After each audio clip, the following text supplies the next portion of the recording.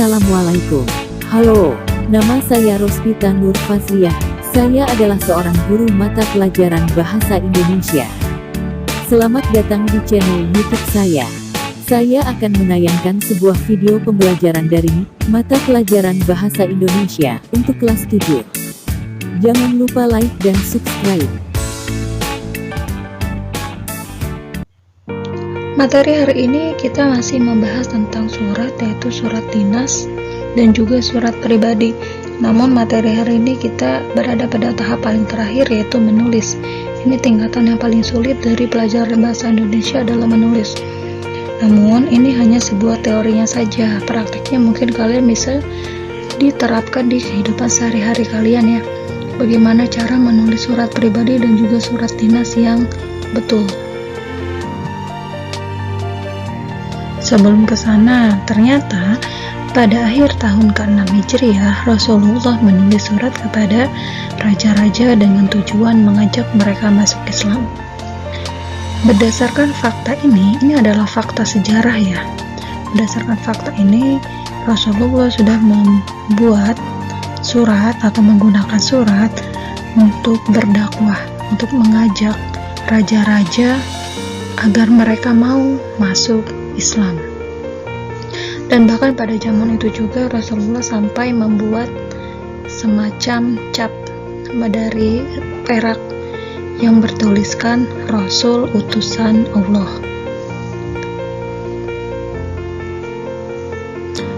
Jadi surat sangat berpengaruh dalam perkembangan Islam juga, karena itu sebagai salah satu media berdakwah Rasulullah.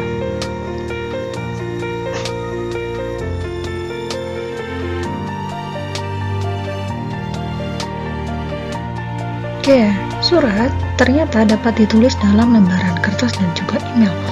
Jadi ada dua cara ya. Terdapat dua cara kita dalam menulis surat.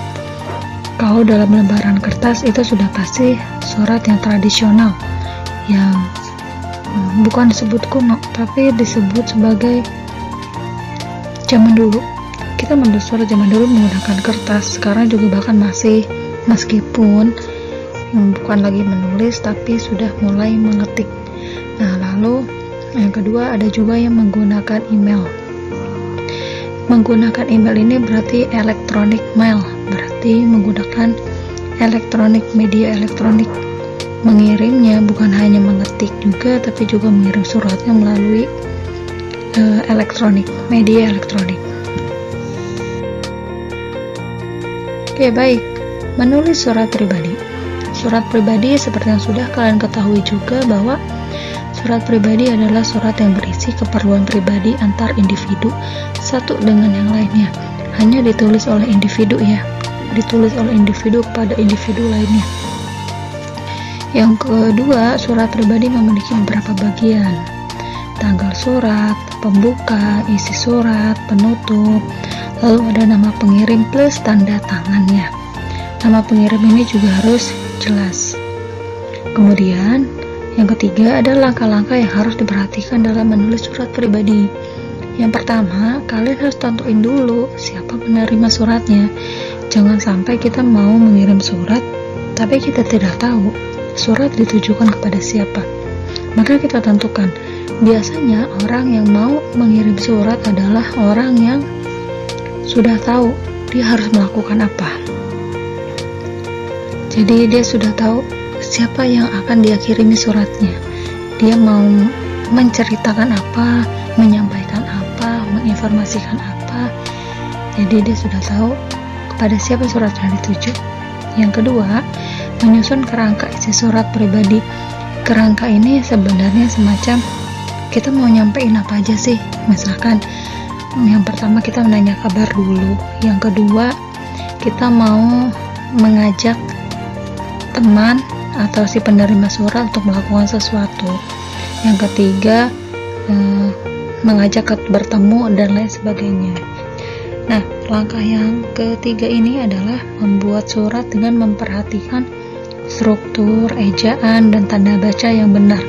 Jadi meskipun ini sifat yang pribadi, tapi diusahakan ya tetap menggunakan struktur, ejaan, dan juga tanda baca yang benar ya.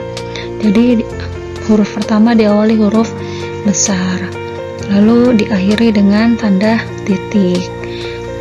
Menggunakan ragam bahasa non-formal boleh, tapi tetap menggunakan kaidah atau ejaan. Meskipun nanti tidak ada yang menilai, tapi tetap saja dalam menulis surat itu ada aturannya.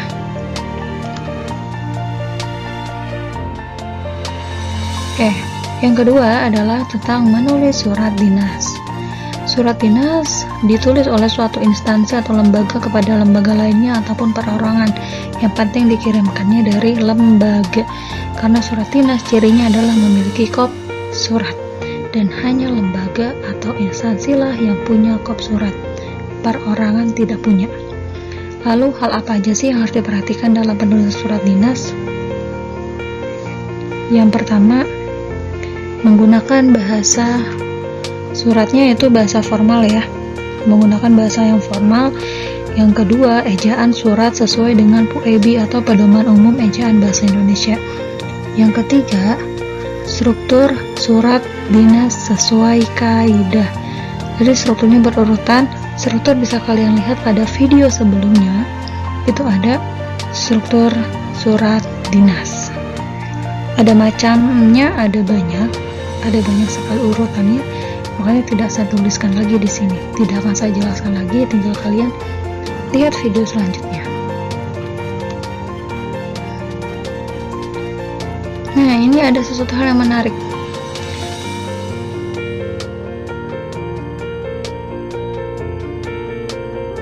Ada sesuatu hal yang menarik. Langkah-langkah mengirim surat melalui kantor pos. Sudah pernahkah kalian menulis surat lalu dikirimkan ke kantor pos? Atau jangan-jangan kalian belum pernah pergi ke kantor pos? Atau kalian tidak tahu letak kantor pos ada di mana?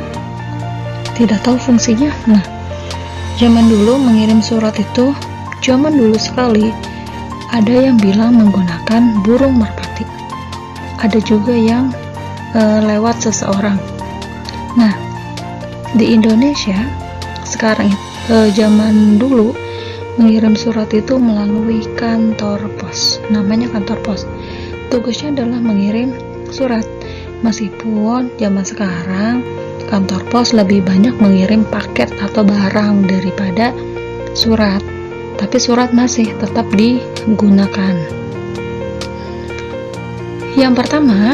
Langkah yang pertama adalah tulis alamat penerima di bagian depan amplop dan pengirim surat di bagian belakang. Nah, amplop kan ada dua bagian ya, depan sama belakang. Di depan itu tulisin nama yang penerima, misalkan menerimanya si Budi Cahyadi misalkan. Nah, tulis nama lengkap, lalu alamatnya tulis alamat si Budi itu secara lengkap ya. Di belakang baru nama kita, lalu alamat lengkap kita. Kenapa harus lengkap? Karena dikhawatirkan si Budi ini mau membalas surat kepada kita. Nah, karena kalau tidak ada alamat, maka si Budi bingung, dia akan membalas surat kemana. Kalau udah ada alamat lengkap kan dia bisa membalas surat kita. Seperti itu ya. Yang kedua, tempelkan perangko di pojok kiri atas amplop. Sebenarnya opsional. Ini ada yang menempelkan perangko di pojok kiri, ada juga yang di pojok kanan. Nah, perangko ini kalau dalam surat itu seperti biaya kirim atau ongkos kirimnya. Jadi nanti punya nominal yang berbeda-beda tergantung jaraknya. Biasanya semakin jauh jaraknya surat yang akan kita kirim, alamat penerimanya semakin jauh, maka semakin besar juga biaya kirim atau biaya perangkonya. Tapi bisa pakai perangko murah meskipun jauh. Misalkan tadi kita mau ngirim surat ke Makassar kan jauh dari Jawa. Nah, perangkonya ada yang 2.000, 5.000, dan 10.000. Nah, tentu saja yang 10.000 itu akan cepat sampai daripada yang 2.000. Apakah bisa menggunakan 2.000? Bisa, tapi nyampainya lama. Mungkin kalau 10.000 itu nyampainya 3 hari, yang 2.000 nyampainya bisa 1 bulan. Nah, itu hanya perumpamaan saja. Yang ketiga, kalau misalkan kalian mengirim surat, terakhir adalah berikan surat kepada petugas kantor pos untuk selanjutnya dicap dan diproses.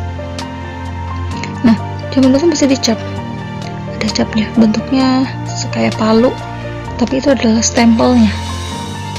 Nah, nanti distempel dan diprosesnya diinput menggunakan komputer untuk selanjutnya dikirim dari satu kantor pos ke kantor pos lainnya sampai nantinya disampaikan kepada alamat penerima atau alamat yang kita tuju. Nah, ini cara menulis alamat lengkap. Ini pelajaran penting nih. Alamat lengkap ditulis dengan mencantumkan nama jalan, nomor rumah, RT atau RW, nama kelurahan atau nama desa, nama kecamatan, nama kabupaten atau kota, dan terakhir adalah kode posnya. Ini beda-beda ya kode pos tiap kecamatan, bukan tiap kota, tapi tiap kecamatan beda-beda. Ini namanya alamat lengkap, mulai dari jalan sampai kode pos. Ini contohnya. Jalan Sukamakmur nomor 12. Nah, nomor 12 ini biasanya nomor rumahnya. Kalau misalkan Sukamakmurnya gangnya, si jalannya itu ada banyak, biasanya ada tulisannya Jalan Sukamakmur 1, Jalan Sukamakmur 2 gitu. Beda dengan nomor ini nomor rumah. RT-nya ini, RW-nya ini bukan kita yang menentukan ya, emang udah alamat dari sananya begitu, alamat rumahnya. Kelurahannya misalkan Kelurahan Ramatama atau Desa Ramatama, Kecamatan Adem Ayem, Kota Tentram atau Kabupaten Tentram. Ini kode posnya. Nah, kode pos ini selalu terdiri atas 5 digit dan ini sudah ditentukan oleh pemerintah. Bukan kita yang menentukan, tapi ini udah ada ya. Kalau misalkan kalian tidak tahu kode posnya berapa sih, nah zaman sekarang udah bisa cari di Google. Kalian tinggal tulis kode pos kecamatan A, kecamatan B, nanti keluar. Sudah canggih. Oke, ini contoh perangko nih yang mungkin kalian penasaran. Perangko itu gambarnya seperti apa? Seperti ini. Bentuknya sama, hampir sama dengan materai, tapi fungsinya berbeda. Kalau materai kan untuk biasanya dalam surat, untuk melegalkan sesuatu, melegalkan surat, ada materai, ada tanda tangan. Kalau perangko enggak, beda. Perangko itu ibarat ongkos kirim. Nominal perangko kita yang menentukan berdasarkan alamat penerima surat, seperti yang sudah saya jelaskan tadi.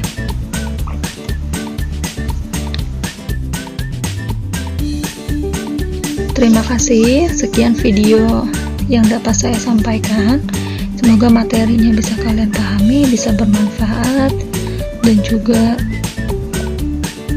bisa kalian terapkan juga ya ilmunya dalam membuat surat. Mungkin kalau misalkan suratnya menggunakan email, bisa kalian cari tutorialnya sendiri. Nah, ini menggunakan yang manual tulis tangan. Sampai jumpa pada video selanjutnya. Wassalamualaikum warahmatullahi wabarakatuh.